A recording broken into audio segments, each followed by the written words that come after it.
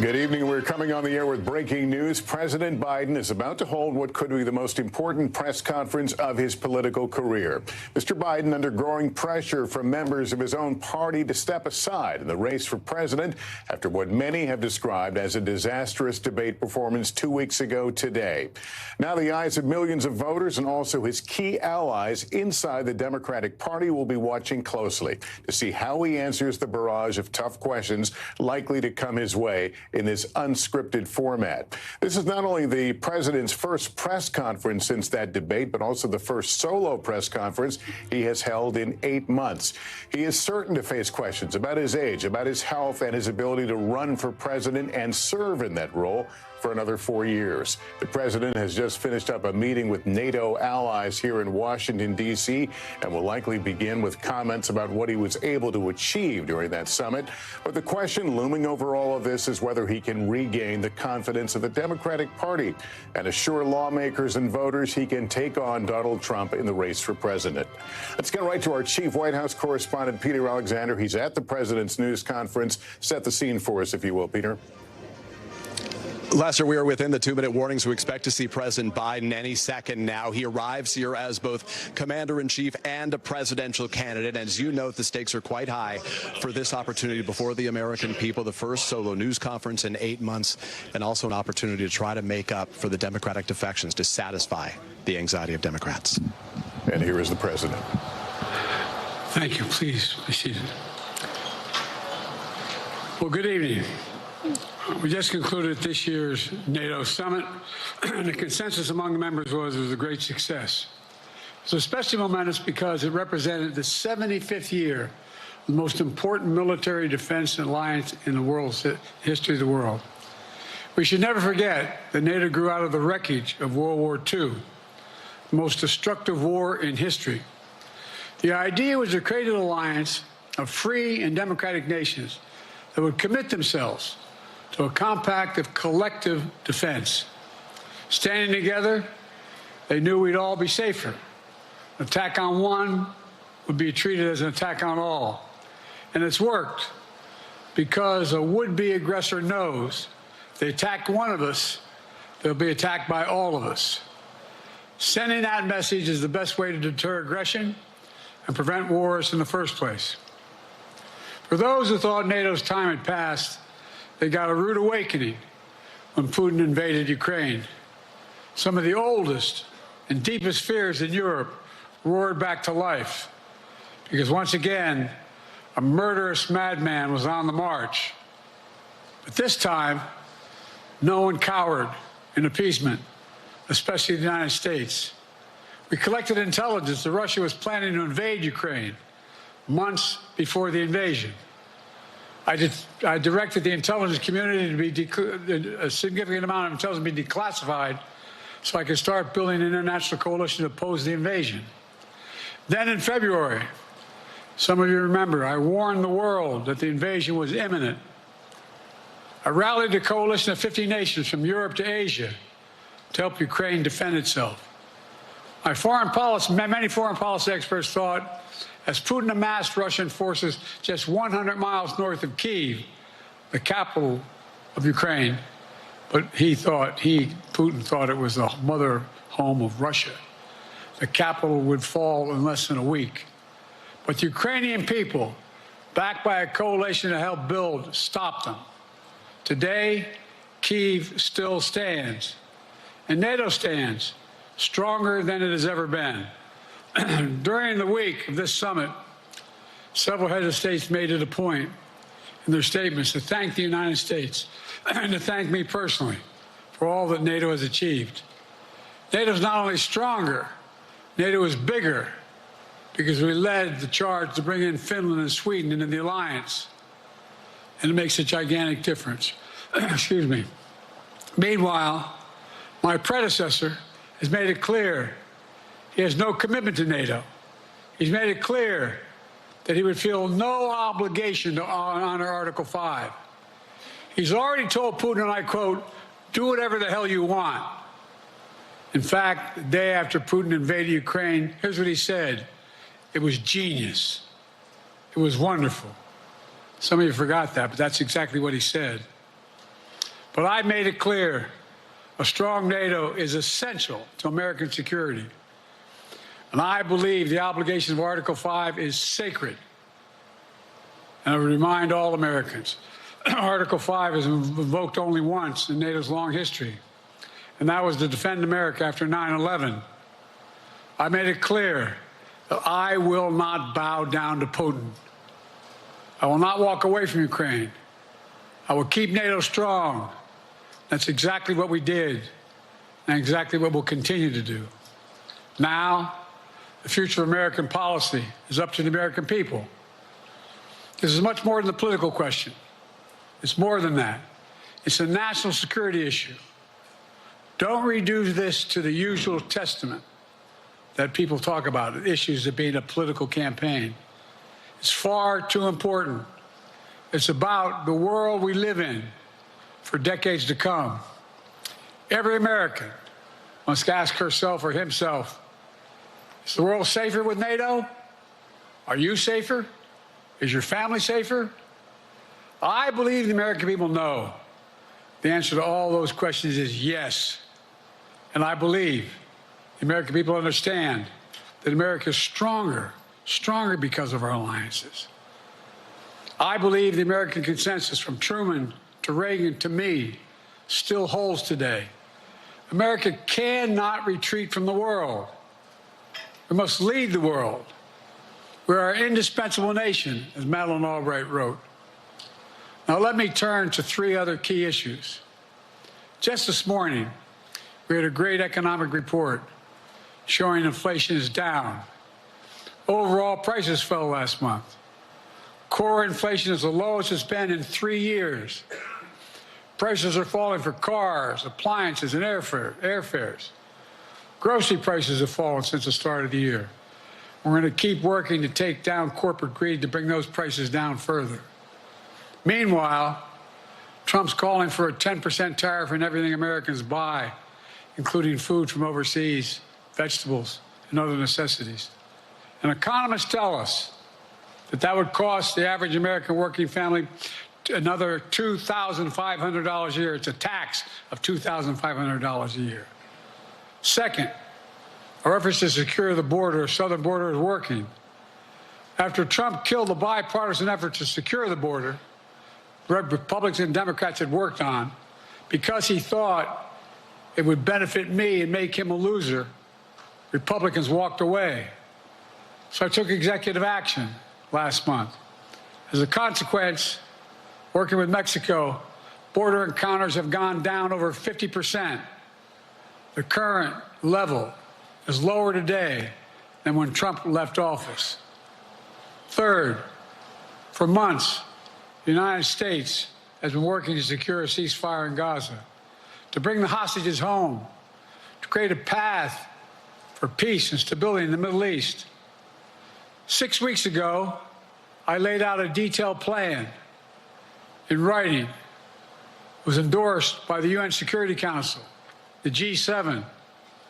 That framework is now agreed on by both Israel and Hamas. So I sent my team to the region to hammer out the details. These are difficult, complex issues. There's still gaps to close. We're making progress. The trend is positive. And I'm determined to get this deal done and bring an end to this war, which should end now. Let me conclude where I began. We're the United States of America. We are the indispensable nation. Our leadership matters. Our partnerships matter. This moment matters. We must rise to meet it. With that, I'll take your questions. I've been given a list of people to call on here. Reuters, Jeff Mason.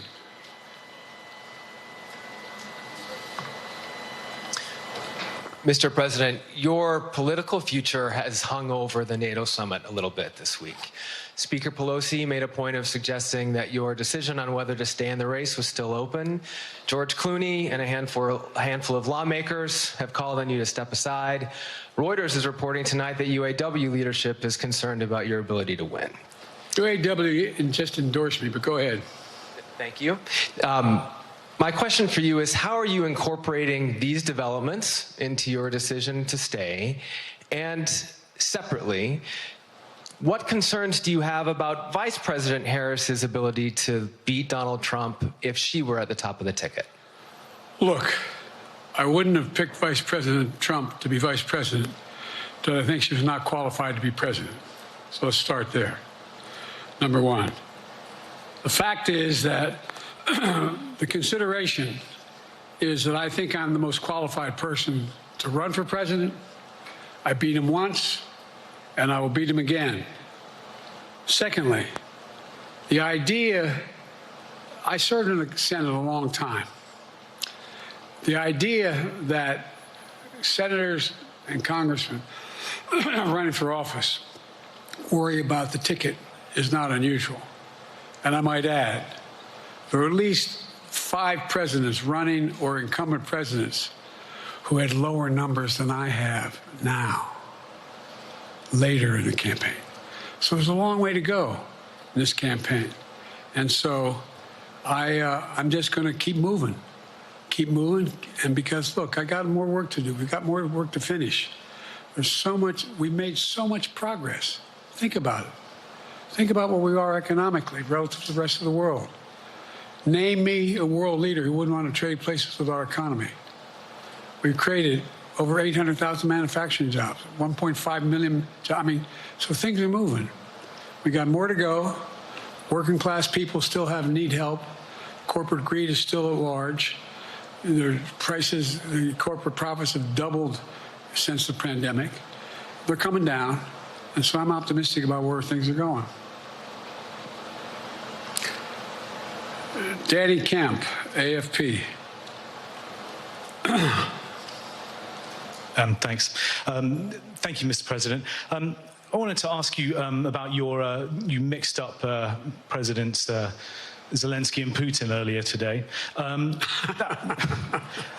you now have sort of your key allies, including the British Prime Minister, the President of France, and the German Chancellor having to step in and make excuses for you on that. And officials here are saying off the record that your decline has become noticeable.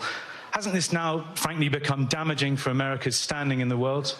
Thank you. Did you see any damage to our standing in my leading this conference? Have you seen a more successful conference? What do you think? And the Putin piece, I was talking about Putin, and I said, and now, at the very end, I said, here, I mean, Putin, I said, no, I'm sorry, Zelensky. And then I added 5 other names. Look, guys, the idea anybody suggests that we haven't had an incredibly successful conference. How many times did you hear in that conference, I don't know if it sounds too self-serving, but other leaders, heads of state, in thanking me, saying the reason we're together is because of Biden, because Biden did the following. Look, folks, this is, well, anyway, I thought it was the most successful conference I've attended in a long time, and find me a world leader who didn't think it was. Next one, Nancy Cordes, CBS. Thank you, Mr. President. You mentioned other instances in history where presidents have faced a challenge, but what makes this moment in history so unique is that it is not your enemies who are calling on you to reconsider your decision to stay in the race. It's your friends, supporters, people who think you've done a great job over the past 4 years. Have you spent time thinking about what it would mean for your legacy, which you've worked decades to build, if you stay in the race, despite the concerns that voters say they have, and you lose to someone who you yourself have argued is unfit to return to the Oval Office? Well, look, I'm not in this for my legacy. I'm in this to complete the job I started. As you recall, understandably, many of you and many economists thought my initial initiatives that I put forward, can't do that, it's going to cause inflation, things are going to skyrocket, the debt's going to go up. What are you hearing now from mainstream economists? 16 economic Nobel laureates said I've done a hell of a job. That under my plan so far and what's going to happen, in the future, if I'm reelected, that things are going to get much better. Our economy is growing. I was determined when I got elected to stop the trickle-down economic theory, that if the wealthy did very well, everybody else would do well. My dad was a well-read, decent guy. I don't remember much trickling down on his kitchen table. Middle-class people and working-class people need help. And so what happened is I decided to was able to implement as president what I believed when I was a senator. And that is that the way to build this economy is from the middle out and the bottom up. That way we grow the economy. And the wealthy still do very well. They do fine. And guess what? Find me an economist, a mainstream economist who said we haven't done well. What have we not done that isn't working right now? And so we got more to do, though. We got to finish the job. And by the way, I come from the corporate state of the world. Delaware has more corporations registered in Delaware than every other state in the nation combined. I'm not anti-corporate, but corporate profits have doubled since the pandemic, doubled. It's time things get back in order a little bit. It's time, for example, if I'm reelected, we're going to make sure that rents are kept at 5% increase of corporate rents for apartments and the like and homes are limited to 5%. We're going to make a lot of changes that I've been talking about because we're going to continue to grow this economy. And by the way, remember how I got so roundly criticized for being so pro-union, not labor, union. Well, guess what? I've been the most pro-union labor president in history. Not a joke. And guess what? We had the Treasury Department do a study. When unions do better, everybody does better. Everybody does better. And we talk about how, for example, remember when we talked about getting the computer chip industry back in the United States? Used to be 40% of the industry. We invented the chip. 40% of the industry was in the United States. And former presidents decided that the best way to do it is find the cheapest labor in the world, send the product over there and import what the product was. And so what did I do? I was told not to go over to to Asia, including Europe, but Asia. And I remember going to South Korea, convincing them to invest $20 billion in the United States to build computer chip factories. And I asked why when they finally decided to do it. And the answer was because you have the safest economy in the world and you have the best workers in the world. So the whole idea here is we've invested, there's over $50 billion in investment in computer chip manufacturing just coming into being. None of you thought that would happen. None of you thought that would happen. But it's happening. It's happening. And it's going to grow economies all through. And by the way, red states and blue states. Matter of fact, there's as much in red states as blue states. I've made no distinction. So my generic point is that the idea that we can't continue to build and grow the economy, make it fair. And like I said, from my standpoint, when the middle class does well, that's when the whole economy grows. The poor have a shot, the wealthy do well, but the wealthy got to start paying their taxes. As a follow-up, sir, you mentioned that your Vice President Kamala Harris would be ready to serve on day one. Can you elaborate on that? What is it about her attributes and her accomplishments over the last 4 years that make her ready to serve on day one if necessary? First of all, the way she's handled the issue of freedom of women's bodies to have control over their bodies. Secondly, her ability to handle almost any issue on the board. This was a hell of a prosecutor. She was a first-rate person, and in the Senate, she was really good. I wouldn't have picked her unless I thought she was qualified to be president. From the very beginning, I made no bones about that. She is qualified to be president. That's why I picked her. Felicia Schwartz, Financial Times. Thank you, Mr. President. Presidency is the most straining job in the world, and it's 24/7. How can you say you'll be up for that next year, in 2 years, in 4 years, given the limits you've acknowledged that you have today? The limits I've acknowledged I have? There's been reporting that you've acknowledged that you need to go to bed earlier and your evening around 8. That's not true. Look, what I said was, instead of my every day starting at 7 and going to bed at midnight, it'd be smarter for me to pace myself a little more. And I said, for example, the 8, 7, 6 stuff, instead of starting a fundraiser at 9 o'clock, start at 8 o'clock. People get to go home by 10 o'clock. That's what I'm talking about. I'm not talking about, and if you looked at my schedule since I made that stupid mistake in the campaign, in the debate, I mean, my schedule has been full bore. I've done, where's Trump been? Riding around in his golf cart, filling out his scorecard before he hits the ball? I mean, look, he's done virtually nothing. And I have, I don't know how many, don't hold me to it, roughly 20 major events. Someone with thousands of people showing up. And so I just think it's better.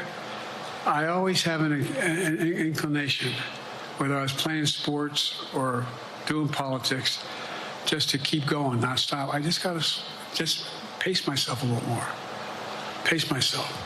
And the next debate, I'm not going to be traveling into 15 time zones a week before. Anyway, that's what it was about. That's what it was about. And by the way, even with that, I love my staff, but they add things all the time. At the very end, I'm catching hell from my wife for that. Anyway, I'm sorry. Zeke Miller, Associated Press. Thank you, Mr. President. Two questions for you. First, on the NATO summit, President Zelensky, in your meeting with him, he pressed you to lift your limitations on the Ukrainian use of American weapons, saying that, in his public remarks afterwards, saying that Ukraine cannot win the war unless those limitations are lifted. Are you reconsidering your position on that? And then secondly, following up on Felicia's question there, leaders of your own party have said that they're not worried about that debate. They're worried about the next bad night and the bad night after that. How can you reassure the American people that you are up to the task and that there won't be more bad nights at a debate stage or somewhere else? First thing about Zelensky asking for the ability to strike deep into Russia. We've allowed Zelensky to use American weapons in the near term, in the near or abroad, into Russia. Whether or not he should be attacked. For example, should Zelensky, he's not, but if he had the capacity to strike Moscow, strike the Kremlin, would that make sense? It wouldn't. The question is, what's the best use of the weaponry he has, and the weaponry we're getting to him? I've gotten a more long-range capacity, as well as defensive capacity. And so our military is working. I'm following the advice of my commander-in-chief, the chief of staff of the military, as well as the Secretary of Defense and our intelligence people. And we're making a day-to-day basis on what they should and shouldn't, how far they should go in. That's a logical thing to do. Second question related to bad nights, sir. How can you reassure the American people that you won't have more bad nights, whether they be on a debate stage or it's a matter of foreign policy? Well, I tell you what, the best way to assure them is the way I assure myself, and that is, am I getting the job done? Am I getting the job done? Can you name me somebody who's gotten more major piece of legislation passed in 3.5 years? I created 2,000 jobs just last week. So if I slow down, I can't get the job done. That's a sign that I shouldn't be doing it. But there's no indication of that yet. None. What do I got here?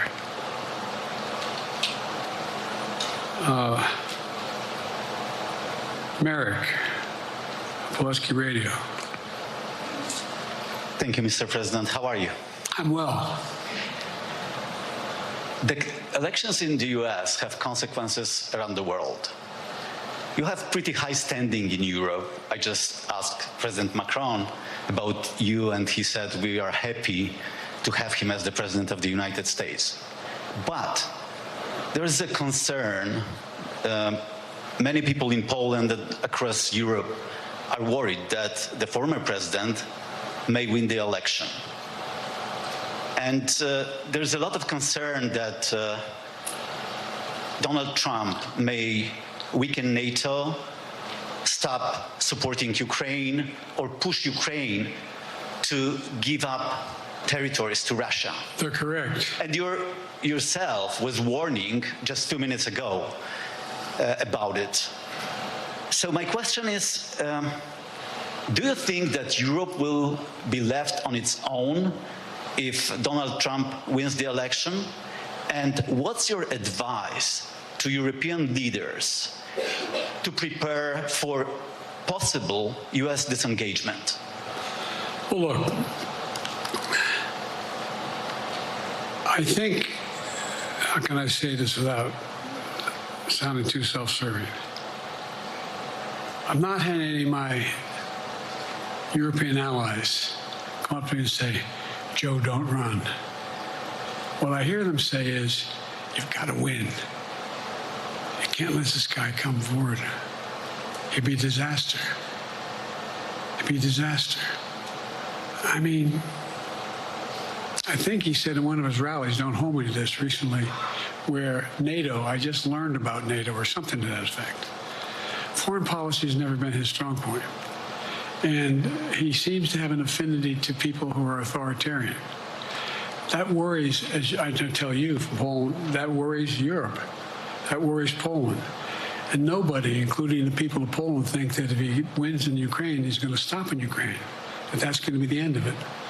And so what I can say is, I think I'm the best qualified person to do the job, to make sure that Ukraine does not fall, that Ukraine succeeds, that the European alliance stays strong.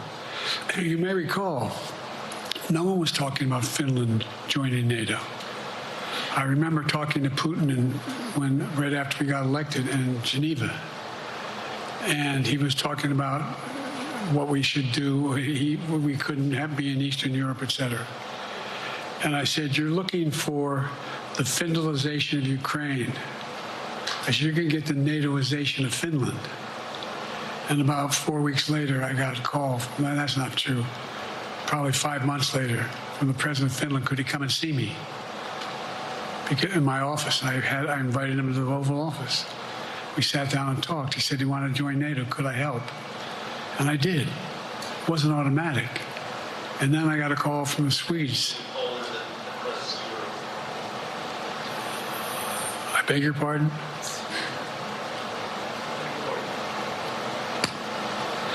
And so Finland joined NATO. 800-mile border is a significant, and they were already allies, but they weren't part of NATO.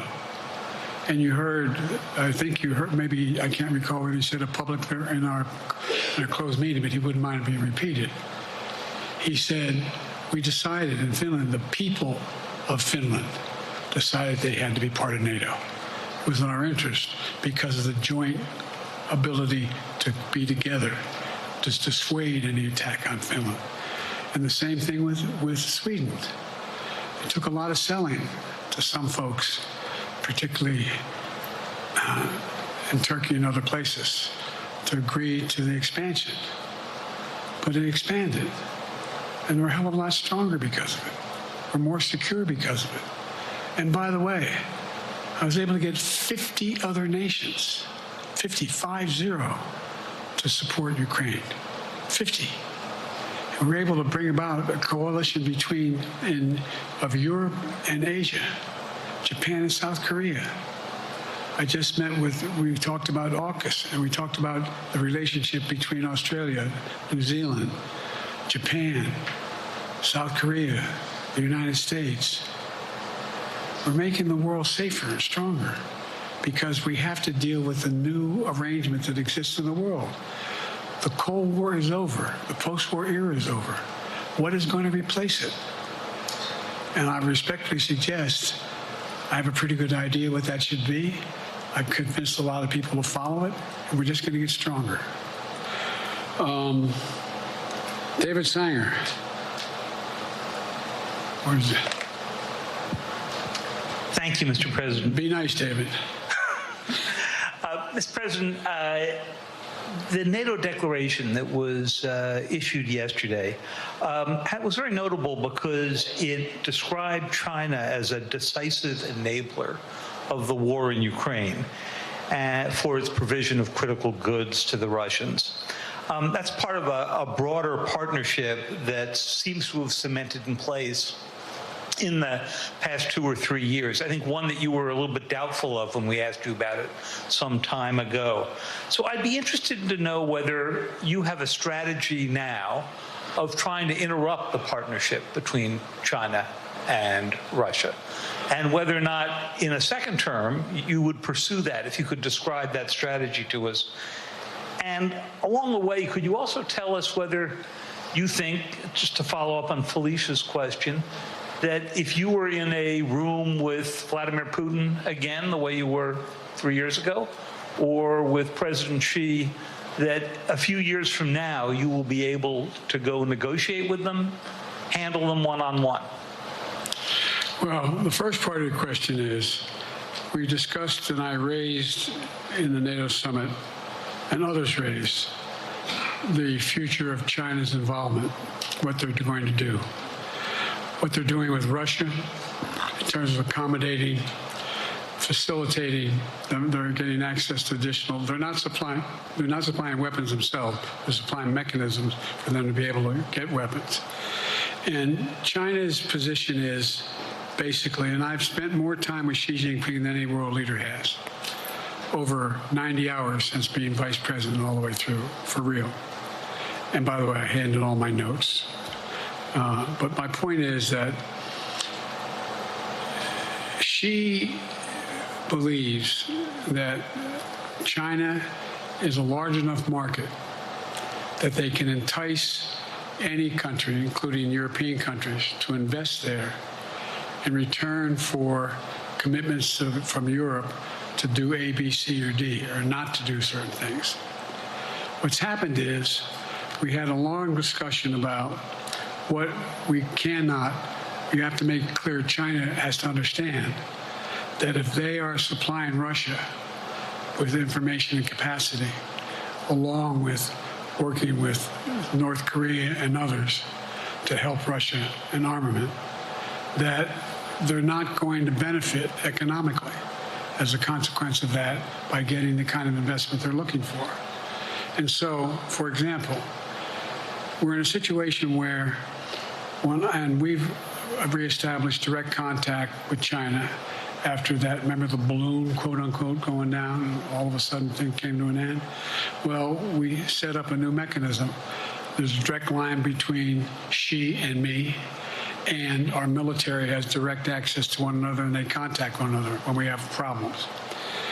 The issue is that we have to make sure that Xi understands there's a price to pay for undercutting both the Pacific Basin as well as Europe, and as it relates to Russia and dealing with Ukraine.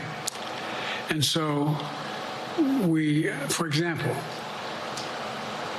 if you want to invest in China, as you know this area really well, if you want to invest in China, you have to have a 51% Chinese owner. You have to make sure that you do by their rules, and you don't have the authority, and you have to provide all access to all the data and information you have. There was a while there, as you recall, the last administration and other administrations, where the access to that market was enticing enough to get companies to come in because they had access to over 1 billion people in a market, not 1 billion, but a lot of people in the market. And so they were doing it. But that got curtailed when we started saying we're going to play by the same rules.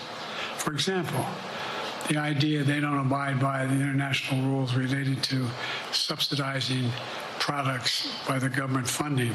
So guess what? They're not going to be able to export their electric vehicles to the United States without a significant tariff. Others are doing the same thing around the world. But it is a concern. It is a concern that you have both China North Korea, Russia, Iran, countries that are not necessarily coordinated in the past, looking to figure out how they can have impact. Do you have a strategy to interrupt that impact? Yes, I do, but I'm not prepared to talk about the detail of it in public. And I think you'll see that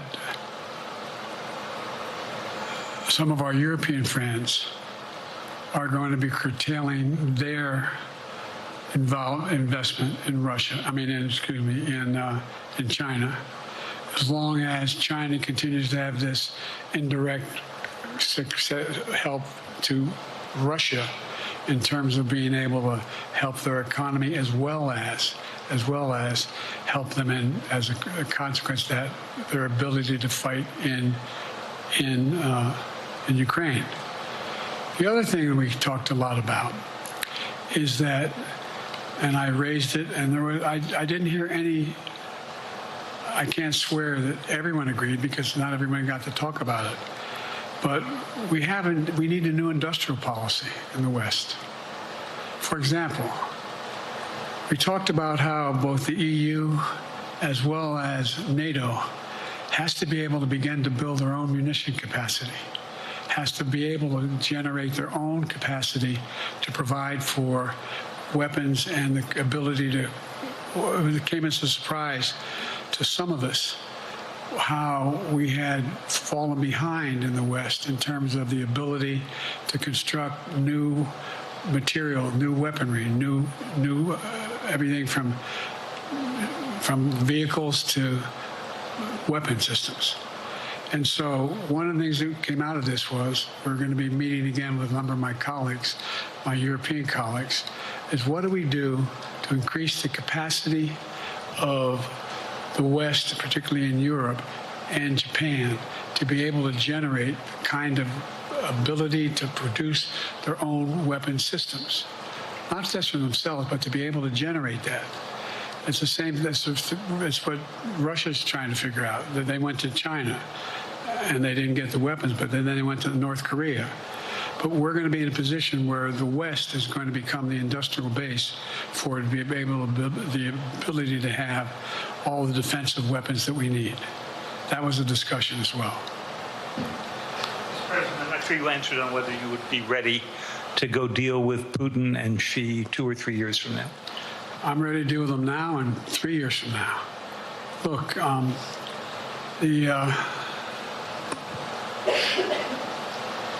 like I said, I'm dealing with Xi right now and direct contact with him. I have no good reason to talk to Putin right now. There's not much that he is prepared to do in terms of accommodating any change in his behavior. And but there isn't any world leader I'm not prepared to deal with. But I understand the generic point is Putin ready to talk? I'm not ready to talk to Putin unless Putin's ready to change his behavior. And the idea, look, Putin's got a problem. First of all, in this war that he is supposedly have won, and by the way, I think, don't hold me to the exact number, but I think that Russia had 17.3% of Ukraine that they've conquered. Now it's 17.4. I mean, in terms of percentage of territory. They've not been very successful. They've caused horrible damage and loss of life, but they've also lost over 350,000 troops, military, killed or wounded. They have over 1 million people, particularly young people with technical capability, leaving Russia because they see no future there. They've got a problem. But what they do have control of is they are very good at controlling and running the public outcry that relates to how they use mechanisms to communicate with people. They lie like hell to the constituencies. They lie like hell about what's going on. And so the idea that we're going to be able to fundamentally change Russia in the near term is not likely. But one thing for certain if we allow Russia to succeed in Ukraine, they're not stopping in Ukraine. I recommend, I know you know this because you've written about it, read Putin's speech after they moved in, what it was all about in Kyiv. It wasn't about just, anyway, read what his objective is. And anyway, but so I think that I'm prepared to talk to any leader who wants to talk, including if Putin called me and wanted to talk. Last time I talked to Putin was trying to get him to work on an arms control agreement related to nuclear weapons in space. That didn't go very far. So my point is, I'm prepared to talk to anybody, but I don't see any inclination. There is an inclination on the part of the Chinese to keep in contact with me because they're not sure where this all goes. And look what's happened in Asia. We have strengthened the Asian Pacific area more than anybody else has. We just put together with, today I brought on, I asked our NATO allies that we bring on the group from the South Pacific, Australia, New Zealand, Japan, Australia. I already mentioned Australia. And I met twice now, I think, with the 14 leaders of the Pacific Island nations. And we've slowed down what's going on there. We've slowed down China's reach. But there's a lot of work to do. This is a moving target, and I don't take it lightly. Assam from NPR. Thank you, Mr. President. Asma Khalid with NPR. I have two questions. Earlier, you spoke about the ceasefire plan between Israel and Hamas. We're now looking at 10 months of war, and I'm curious if there's anything that you feel personally you wish you would have done differently over the course of the war. And then secondly, if I may, I wanted to ask you about your presidential campaign. I remember covering your campaign in 2020, and there was a moment where you referred to yourself as a, quote, bridge candidacy, a transition to a younger generation of leaders. I want to understand what changed. Two things. Let's go back to when you talked about would I have changed anything that's happening with Israel and the Palestinians and the Palestinian movement. The answer is, as you recall, from the very beginning, I went to Israel, but I also got immediate contact with al-Sisi in Egypt. I met with the King of Jordan.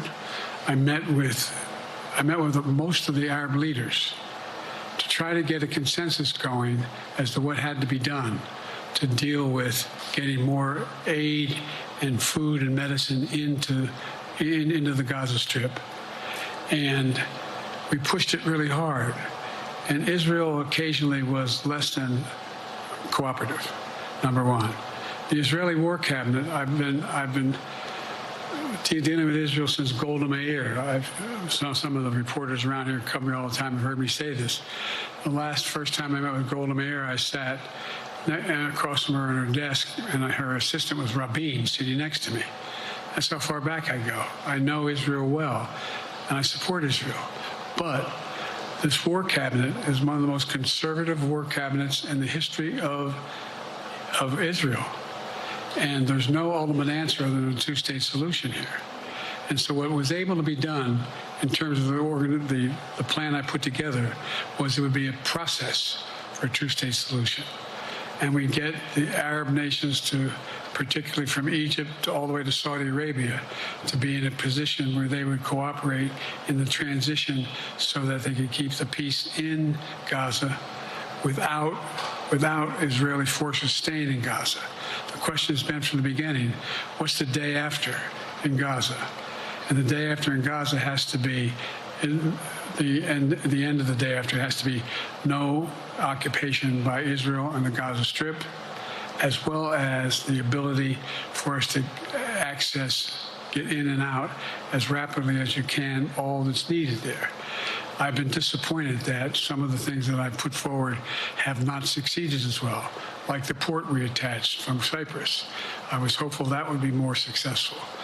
But that's why when I went to Israel immediately after the massacres that occurred at the hands of Hamas, the one thing I said to to the Israelis, and I met with the War Cabinet and with Bibi, don't make the same mistake America made after bin Laden. There's no need to occupy anywhere. Go after the people who did the job.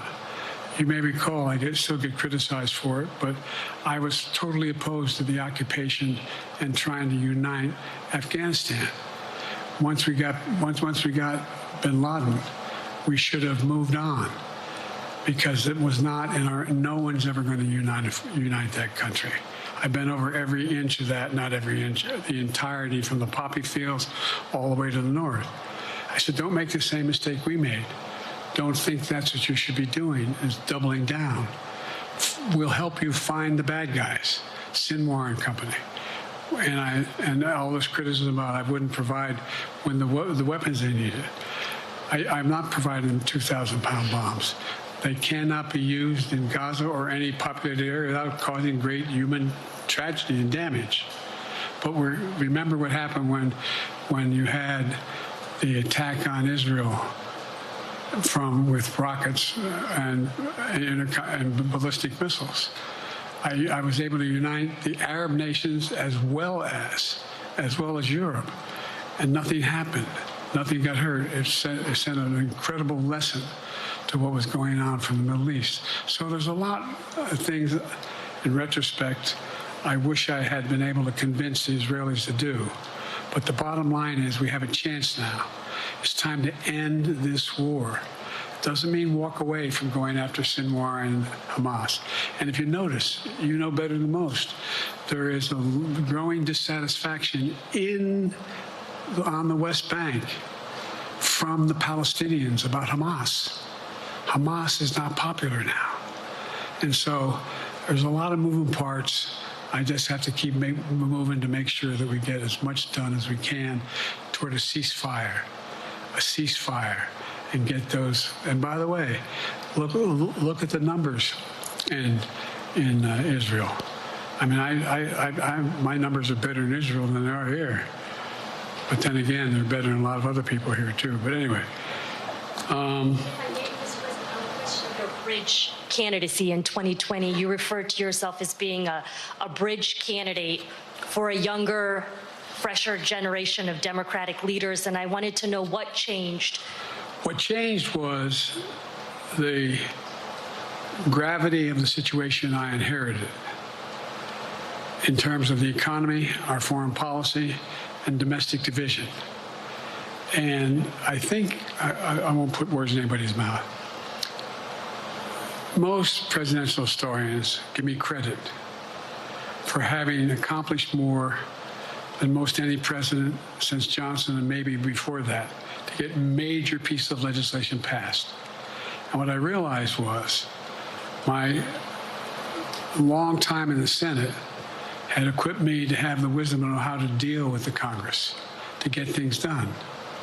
We got more major legislation passed that no one thought would happen.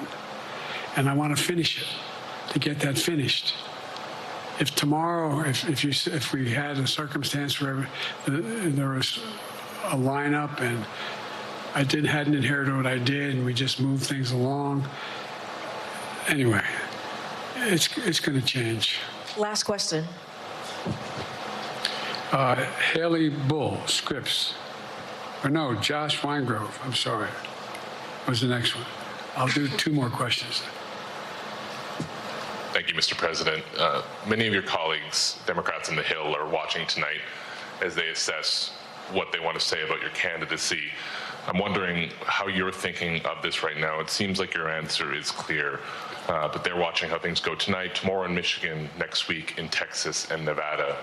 Are you thinking that way about how the next week or two goes would inform your... Am I using that way, you say? Are you thinking that way about how the next 2 weeks go? Will that affect your decision, or are you fully determined on running in November as the party's nominee? I'm determined on running, but I think it's important that I allay fears by let them see me out there.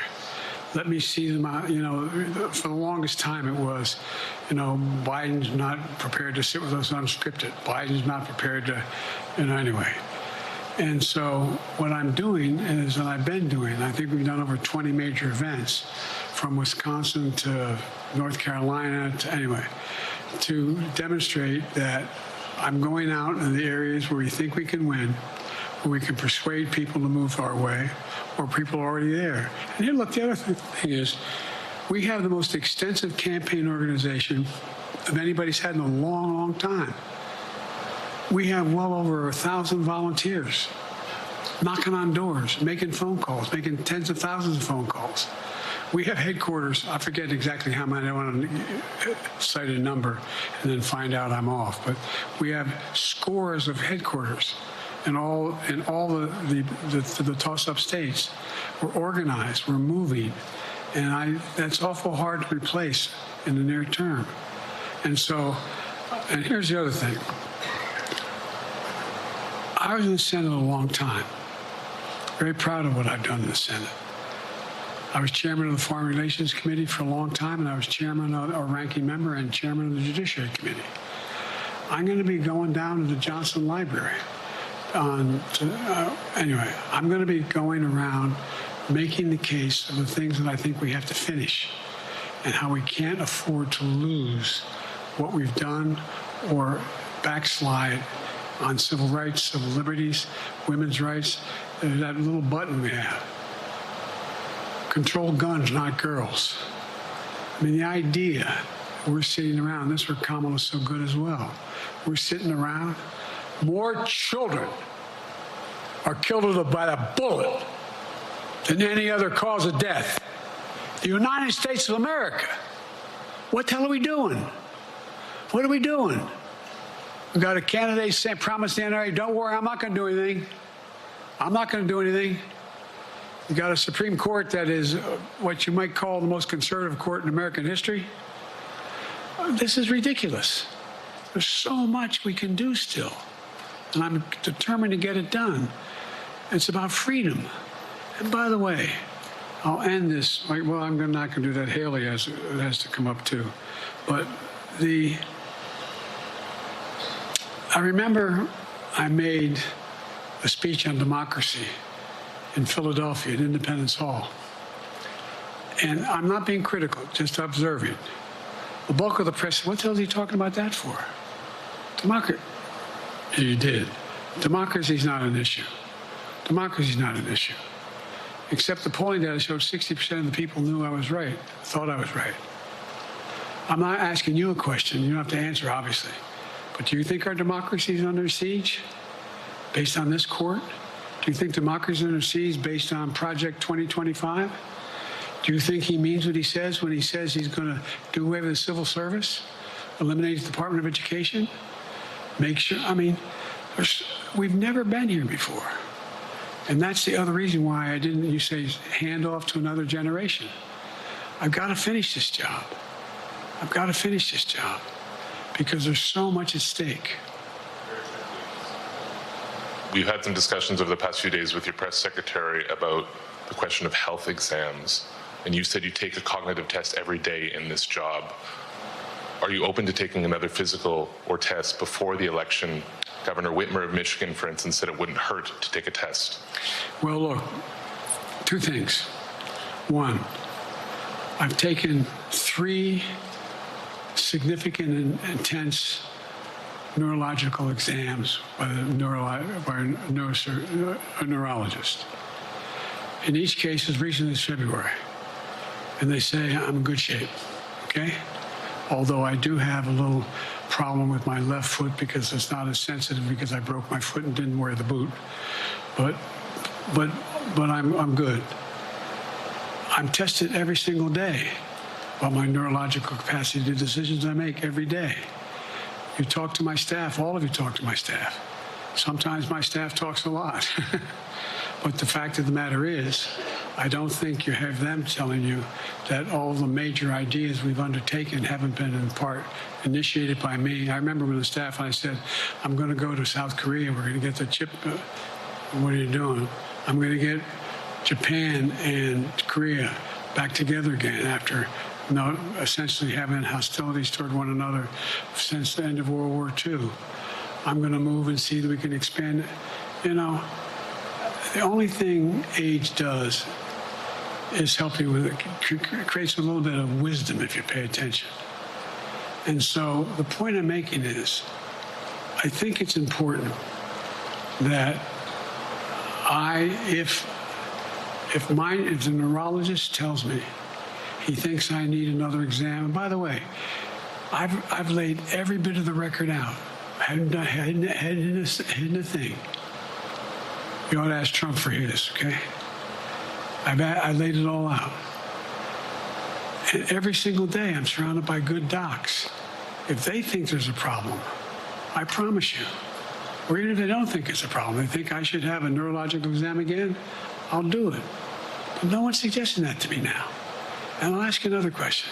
No matter what I did, no one's going to be satisfied. Did you have 7 docs?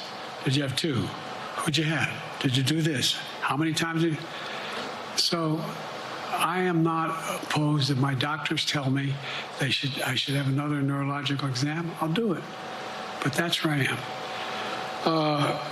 Haley Bull, Scripps. Thank you, Mr. President. You said you're making decisions on a day-to-day basis when it comes to support for Ukraine. Does that mean you have not closed the door on further considering lifting restrictions for U.S.-made weapons inside Russia? And if I may, your convention is coming up where your delegates are pledged to make you the official nominee. If they have second thoughts, are they free to vote their conscience? Obviously, they're free to do whatever they want, but I get overwhelming support. Overwhelming support. I won, I forget how many votes I won in the primary. Overwhelming. And so tomorrow, if all of a sudden I show up at the convention, everybody says we want somebody else, that's the democratic process. It's not going to happen. Even if that means they vote for someone else? Sure. Look, I'll end this with this. I served in the Senate a long time. I understand the impetus of candidates running for local office and whether they think the topic can help them or not. In my state of Delaware, which was a very, at least a purple, it was a red state when I started, in terms of where you now talk red and blue.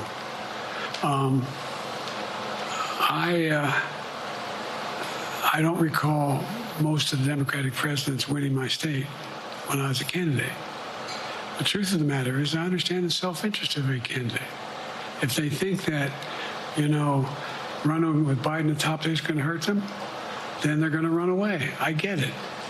But so far, go and look at the polling data in their states. Look at the in-depth, and by the way, I think you'd all acknowledge, and you're all experts. I'm not being solicitous about the president. You're experts on this stuff. How accurate does anybody think the polls are these days? I can give you a series of polls where you have likely voters, me versus Trump, where I win all the time. When the unlikely voters vote, he wins sometimes. The bottom line is all the polling data right now, which I think is premature because the campaign really hasn't even started. I mean, it hasn't started in earnest yet. Most of the time, it doesn't start till after September, after Labor Day. So a lot can happen. But I think I'm the best I believe I'm the best qualified to govern. And I think I'm the best qualified to win.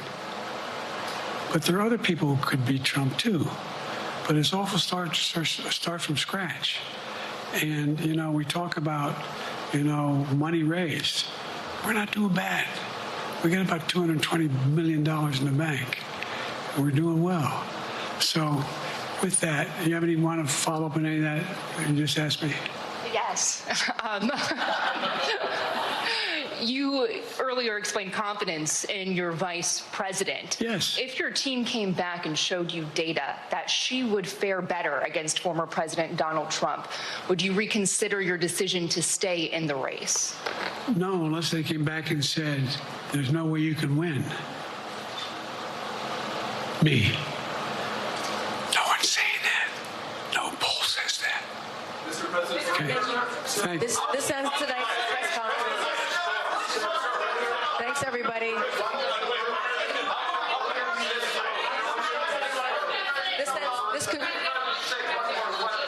concludes. Respectfully, earlier you misspoke in your opening answer. You referred to Vice President Harris as Vice President Trump.